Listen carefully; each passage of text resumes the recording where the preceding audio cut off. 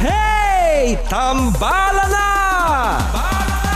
At eto na sila, ang nag-iisang masugid na tagahanga ni Nicole Yala. Chris Chuper! Kasama ang nag-iisang die-hard fan ni Chris Chuper. Nicole Yala! Dear Nicole and Chris. Dear Nicole and Chris. Dear Nicole and Chris. Dear Nicole and Chris. Magandang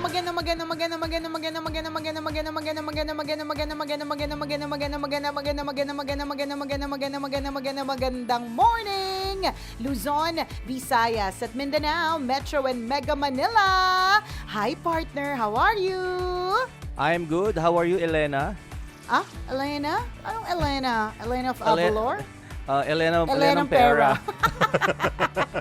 So ikaw si Alan ng Ako pera. Ako si Ellen. Si Elena Pera. Elenang Pera. Ito surviving naman kahit Elenang Pera. Alam mo That's dito good. talaga mapapatunayan partner na na God provides. Alam mo yung sa mga pagkakataon na akala mo parang walang-wala na, tapos biglang may dadating na maliit na miracle, like may biglang magpapadala ng ulam, biglang yung kapitbahay nyo pala meron palang nagse-celebrate ng birthday, tapos papadalan ka ng Correct, nadadamay ka sa pagkain. handaan. Correct, Oo, totoo di ba? yan. Pero nag-worry ka kasi alam mo nang wala ka ng kakainin, di ba? But truly God provides, di ba? Pero Totoo ka syempre, bukod sa paniniwala that God provides, it's still also very importantatious na magsisipag ka ng extra. Kasi ang daming nakakaya yung tatamad-tamad ka sa panahon ng pandemic, kailangan extra masipag ka talaga. Kasi kapag hindi ka masipag, nga din talaga, friend. Totoo ka dyan. Sobra ako naniniwala doon sa una mong sinabi na God provides. Alin Totoo doon? yun. Akala ko yung God- magandang morning eh. Yung God provides, isipin mo, di ba? Totoo yan. Ang daming tambay sa Pilipinas pero bakit sila nabubuhay ng ng Tama. habang Ang panahon? tataba Totoo pa, yun. partner. Oo, kaya, o sino pa yung mga di ba, walang trabaho, sila yung mga walang pera, sila to nakakakain na maayos, nakakatulog ng mahaba, sila to matataba, samantalang tayo na mga nagtatrabaho, partner. Di ba, isipin mo, araw-araw stress, kulang sa tulog, di ba? Tapos may mga isipin, di ba? Isipin, totoo yun, lahat ng mga nag-work kahit nung hindi pa man nag-quarantine o hindi pa ECQ. Di ba? Ang dami mga nagtatrabaho na kulang sa tulog, laging puyat, di ba? Babangon ng maaga, pagpasok ng office, di ba? Mugtong-mugto yung mata kasi nga kulang pa sa tulog. Samantalang yung mga, di ba, yung mga tambay, di ba? Kumpleto sa tulog yan, sagad-sagaran pa, minsan sobra-sobra pa. Tapos nakakakain din naman ng tama. Walang iniisip na bayarin monthly. Naitatawid din naman, di ba? Oo, kaya ako inisip ko talaga, gusto ko maging tambay na lang din kaya ako para mas masarap yung buhay. Kumbaga, less complications, 'di ba? Mas simpleng buhay, mas simple din ang mga problema. Pero totoo 'yun ha, mas simple yung buhay, mas simple din yung mga problema. Tama. Mas matindi yung mga responsibilidad, mas matindi din yung problema. Mas madaming pera, mas madami din problema, 'di ba? Totoo, kaya isipin mo na lang, 'di ba? Ang dami nating nadinig na mga balita kahit sa mga kakilala natin, 'di ba? Bakit ka nagkasakit dahil sa stress? O bakit ka tinamaan ng ganito? Bakit ka na ospital dahil sa stress? 'Di ba? Wala akong nadinig na tambay na ospital dahil sa stress. Tama. Hindi. Tama. 'Di ba? Na-ospital sila dahil sa wala na, tulog na lang sila ng tulog sa sobrang haba ng tulog nila, hindi na tumitibok yung puso nila, di ba? So kaya naisugod na sa ospital. Samantalang lahat yung mga nagtatrabaho, lahat ng mga kakilala natin ay sinugod sa ospital. Pag tinanong mo sila, isipin na dahil sa work, yung ba toxic na, di ba? O kaya na stress na sa dami ng pinapagawa ng boss. Lahat stress related. Ay work related yung rason bakit sila na ospital. Oo. So ang sinasabi mo bang ngayon is this live resignation, partner? Kasi naiingit Ayaw- lang ako dun sa mga tambay. Okay. Yun lang yung gusto kong iparating. Di ba? Okay. Akala ko, be careful what you wish for kasi akala ko live itong resignation mo na ito, di ba? Na parang, I have decided not to become a DJ but because I want a simple life, di ba? I want to be a tambay. Hindi, pero gets kita, partner, na parang, nga, no, truly, God provides kasi para sa mga tambay na walang sipag at tiyaga, di ba? Walang sipag, tiyaga at diskarte, ika nga ng Ed Sarapan, STD, sipag, tiyaga at diskarte, di ba? Kahit wala silang ganun, partner, nagsosurvive at iba pa nga, ang lalaki pa ng mga tiyan. Talagang Totoo. ano pa sila, di ba? Malulusog. Totoo ka Ay, dyan. nako. Kasi talagang ako every time na makaka-receive ako ng mga bills halimbawa, nag-hyperventilate ako pero sila nag-hyperventilate ba sila? Hindi. Hindi, Diba, kasi chill wala lang silang sila. bills. Oo, kasi wala silang Oo. wala silang mga nare-receive na mga ganong nakaka-shock na mga bills. Di ba? So Tama. nakakaingit talaga sila. Sarap maging tambay eh. Pero alam mo, ang napaka-ironic at napaka-ironic ng mundo, no? May mga taong katulad niya, naiinggit tayo in a way sa mga tambay, sa mga taong grasa, 'di ba? Kasi at least hindi na sila masyadong namomroblema, 'di ba? Kasi hindi nila iniisip yung mga iniisip natin. Pero yung mga nakatayuan din ng mga tambay, na iinggit din sila sa katayuan natin, 'di ba? Nabuti pa sila may trabaho, buti pa sila ang dahilan kung bakit sila napapagod dahil may trabaho sila, yung mga ganung mga eksena, samantalang ako napapagod ako, kahihiga, sumakit ng balakang ko, kakahilata, 'di ba? Pero ironic, no? Naiinggit tayo sa mga walang Correct. ginagawa.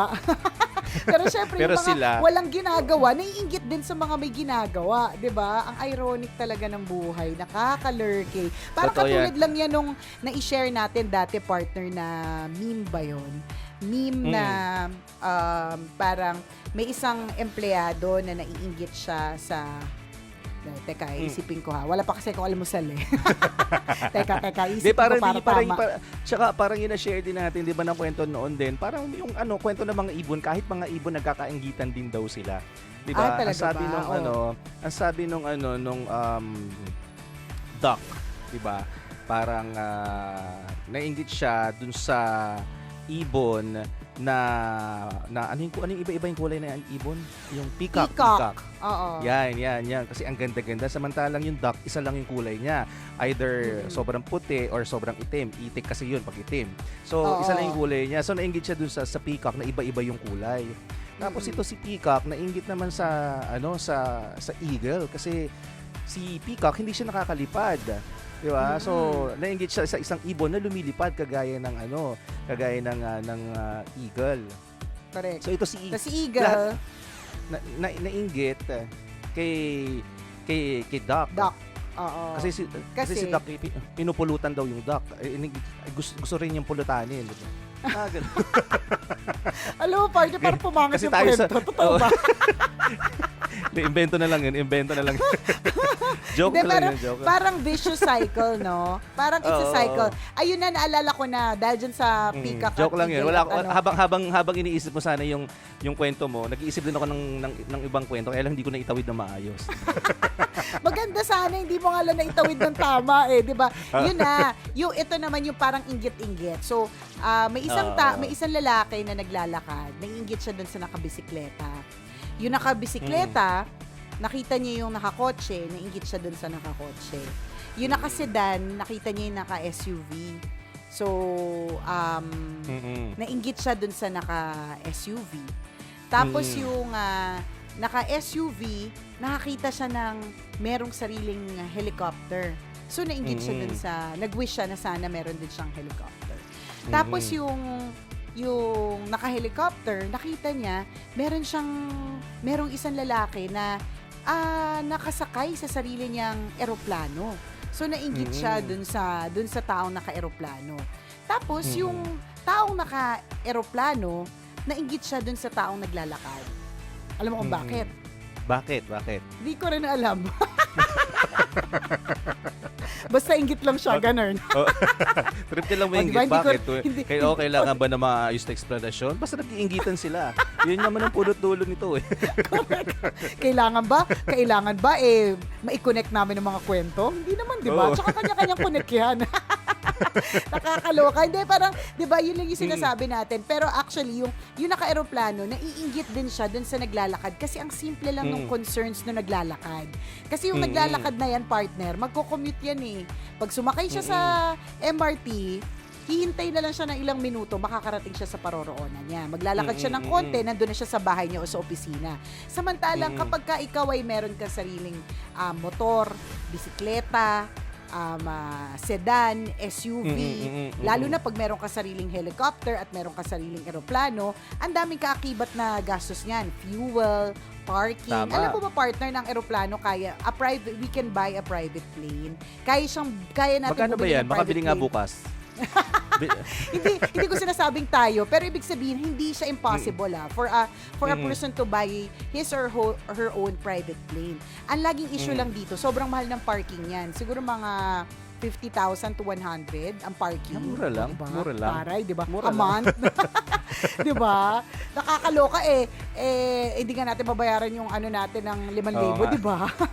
Di ba 50,000 pa Namang problema ba? nga tayo sa 'di ba nag-iisip nga tayo sa 50 load na 'di ba? Pinasa Oo, natin sa diba? kaibigan natin. Ano ka ba? Inaway mo pa nga yung kaibigan mo kasi hindi ka pinasahan ng 50 pesos sa GCash eh. Oo. 50,000 pa kaya to 100,000 na na parking, 'di ba? Syempre, ayaw mo talaga 'yon, 'di ba? So, yung mga ganun, may kasama siyang Yes. may kaakibat na malaking responsibility. So, yun lang yung irony of life, 'di ba? Na Totoo minsan kaya ang lesson talaga dito at isang pagpapaalala, let us not look at others. Kasi kapag tingin tayo ng tingin sa kung ano nangyayari sa ibang tao, nakikita natin yung kakulangan sa sarili natin eh. Nakikita Agree. natin na Totoo yun. kulang tayo sa puti, kulang tayo sa sasakyan, kulang tayo sa laki ng bahay, alam mo yun, kulang tayo sa sweldo, kulang-kulang ang utak natin. Nakita natin lahat ng mga weaknesses o pagkukulang natin kapag tingin tayo sa blessings ng iba. Samantalang dyan. ikaw mismo, may blessing ka. Halimbawa na lang, yung nabasa ko na parang may isang tao na iinggit siya. Ito na naman tayo sa inggit. Kwentong inggit na naman. Nainggit siya dun sa taong nakakuha ng bagong rubber shoes, 'di ba? Reklamo siya ng reklamo kasi yung rubber shoes niya luma. Samantalang yung isa niyang kakilala nakakuha na naman ng bagong rubber shoes. Samantalang itong taong may lumang rubber shoes, kinaiinggitan naman siya ng taong nakatsinelas. Tapos itong nakatsinelas na ito, reklamo rin siya na reklamo kasi bakit nakatsinelas lang siya. Samantalang itong nakatsinelas na ito, kinaiinggitan ng taong walang paa. Alam mo yun? Tama. So, lagi Tama. kasi tayong tingin ng tingin sa iba eh. Kaya parang feeling natin, laging may pagkukulang. Pero sa totoo lang, if we look at our own blessings, if we count our own blessings, actually madami naman. Diba? Tama. Para totoo 'yan, para maiwasan siguro yung yung inggit sa puso natin o sa isip natin. Tama 'yun, huwag tayong tumingin sa iba. O kaya kung hindi natin maiwasan, ang isipin na lang din natin, kanya-kanya kasi tayo ng struggles. Diba, kanya-kanya tayo na pinagdadaanan. Maaaring sa paningin natin kainggit-inggit yung tao yun, pero hindi natin alam, meron pala siyang mas malaking problema kumpara sa atin na hindi lang natin Correct. nakikita. Tama, at Pag iyon ang inisip natin, di ba? Makakalma Makakampante tayo. tayo ng konti, Oo. makakampante tayo Tama. ng konti eh. May pinagdadaanan din yung mga taong akala natin kumpleto na yung pangangailangan nila sa buhay, yung mga taong akala natin perfecto ang buhay. Di ba halimbawa na lang yung mga artista.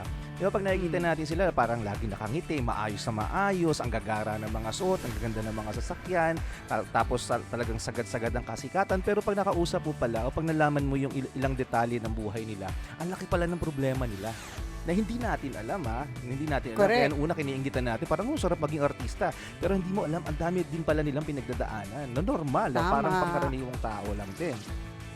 So Totoo. lahat tayo may kanya-kanyang Totoo ka dyan. struggle. Correct. At lalo pa kasi you don't believe whatever it is that you see on social media. Dahil ang social media, isang malaking joke yan. Tama. May ibang mga tao, meron akong halimbawa kakilala partner na ang pinoportray niya kabaliktaran naman siya eh. Ang pinoportray niya sa social media, nakatira sa shanties, talagang Kuala Lumpur, ganyan. Pero ang katotohanan nito, ano niya lang din yun, parang yun lang din yung Effect lang. image. Oo, effect. Yun lang din yung image na gusto niya i-project na hirap na hirap siya sa buhay para makakonect siya sa masa. Yun yung gusto Hindi niyang ganun i-project talaga, na nagtatago image. sa BIR yun, partner. Sa bagay, di ba? Pwede din naman. Di ba? So, alam mo yun yung image na gusto niya i-project na parang mahirap sila, talagang wala nang pag-unlad, ganun. Pero sa totoo lang, tama ka naman, bukod sa sinabi mo, partner, pwede ring epek-epek rin para hindi rin siya utangan, di ba? Pero sa totoo lang, marangya ang buhay eh. Maayos talaga. Tama. Iba yung pinoportray niya. Pero mas marami nagpo-portray na mayaman kahit hindi naman talaga sila mayaman. Mas marami nagpo-portray na, mas marami nagpo-portray ng masaya sila kahit hindi naman talaga sila masaya. Kasi nga, you don't believe whatever you see or everything that you see on social media. Huwag kang masyadong yung parang magre-rely ka doon para sabihin na okay yung pamumuhay ng isang tao. Hindi kasi ang dami kong kakilalang ganyan, partner. Kumaka-post na masasarap na ulam, akala mo talaga naman lagi silang may ulam na masarap, di ba? Totoo ka dyan. Akala mo talagang ang daming pera.